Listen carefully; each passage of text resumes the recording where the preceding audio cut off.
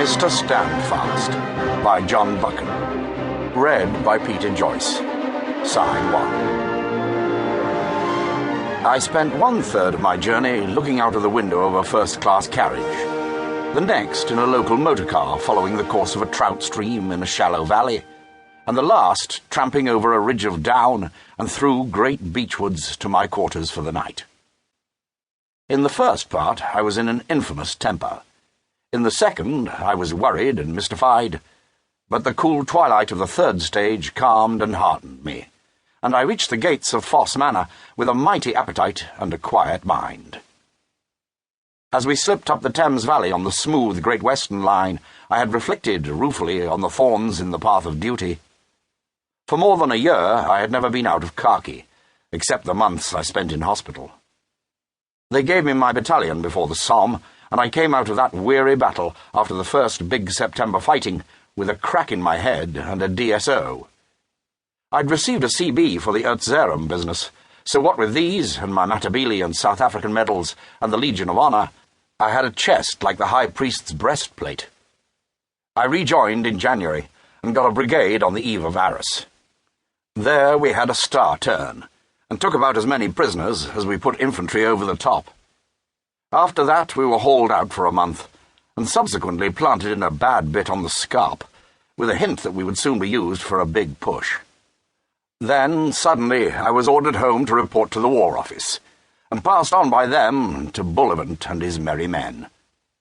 So here I was, sitting in a railway carriage, in a grey tweed suit, with a neat new suitcase on the rack labelled CB. The initials stood for Cornelius Brand, for that was my name now. And an old boy in the corner was asking me questions and wondering audibly why I wasn't fighting, while a young blood of a second lieutenant with a wound stripe was eyeing me with scorn. The old chap was one of the cross-examining type, and after he'd borrowed my matches, he set to work to find out all about me. He was a tremendous fire-eater, and a bit of a pessimist about our slow progress in the West. I told him I came from South Africa and was a mining engineer. "Been fighting with Botha?" he asked. "No," I said. "I'm not the fighting kind." The second lieutenant screwed up his nose. "Is there no conscription in South Africa?"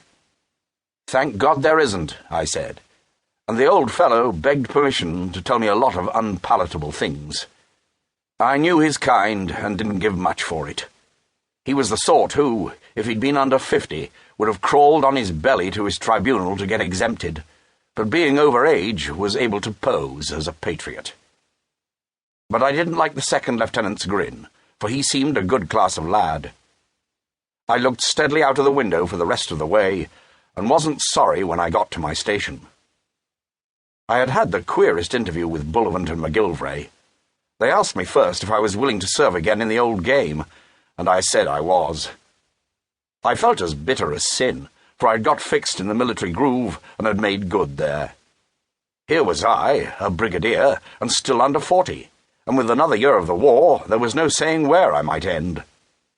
I had started out without any ambition, only a great wish to see the business finished.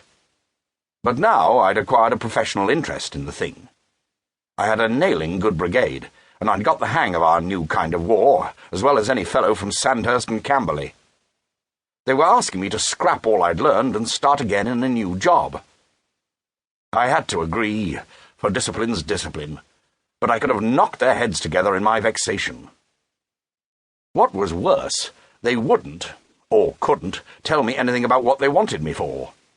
It was the old game of running me in blinkers. They asked me to take it on trust and put myself unreservedly in their hands. I would get my instructions later, they said. I asked if it was important. Bullivant narrowed his eyes.